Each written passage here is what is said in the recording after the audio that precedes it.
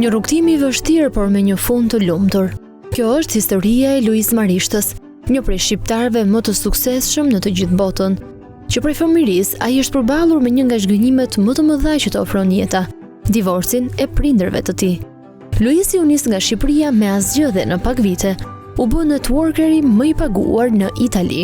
Moshën 11 vjeç u transferuam në Itali, edhe aty menoshi shpresoja unë shumë se ishe një ndrus i madh për të bërë futbollist, edhe imagjinoj se në Itali do krijoj gjë të mëdha, do filloj të lozë futboll, dhe atë periudhë në Itali kishte shumë futbollist famshëm, edhe ishte shumë i lumtur me ardhur në Itali, por jeta nuk është për herë lehtë. Shoh sot shumë shqiptarë të ndalin jashtë shtetit, menojnë se do jetë më lehtë, por nuk është asgjë sot e lehtë. Për të bërë sukses në jetë nuk është e lehtë. Prandaj mos shpresoni se do jetë e lehtë, po të ndrosh vendin, me tikesh në vend tjetër o me një qytet tjetër do jetë më lehtë.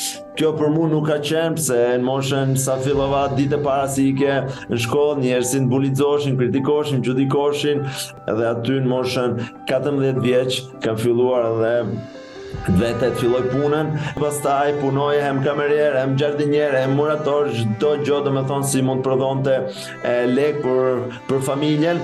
Një aksident i vështirë për të do t'i ndryshonte tërësisht jetën. Për një vit ai qëndroi mbyllur në shtëpi për shkak të dëmtimeve të marra. Por ky do të ishte viti i jetës së tij. Ai që do të bënte diferencën midis dy epokave të ndryshme të jetës së Luiz Marishtës. Mas një viti fillova me nxjerr kurrikulume, me gjetë një punë, dhe aty një shok më thot: "Luiz, bota po ecën përpara, i diti se me një telefon mund të krijosh, domethënë mund të krijosh lek, mund të bësh lek." Unë isha shumë skeptik në atë periudhë dhe thash jo, nuk më interesojnë këto gjëra.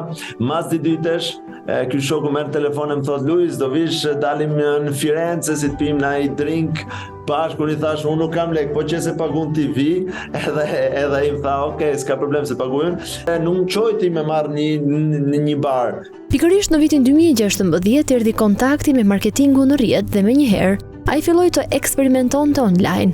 Pasi punoi fort dhe shpeshherë në mënyrë vullnetare, filloi të arrinte sukseset e para.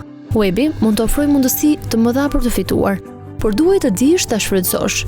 Kjo ishte dhe ajo që mentori i tij i tregoi, se si ai të mos bëhej si 95% e personave të demoralizuar, por të ishte diferenca mes tyre. U regjistrova ke kjo akademia, ke kjo shkolla, imagjinoni se ishe shumë entuziast, do bëj milioner, do ndryshoj jetën time. Por nuk ka qenë lehtë, pse imagjinoni se për 2 vjet jam fut me këtë ambient, kam fitu vetëm 33 euro e 58 qentes, por nuk ka qenë kjo domethënë gjëra ma e vështirë. Po gjëra ma e vështirë ka qenë se nuk po kuptoje domethënë rregullat e kësaj bote.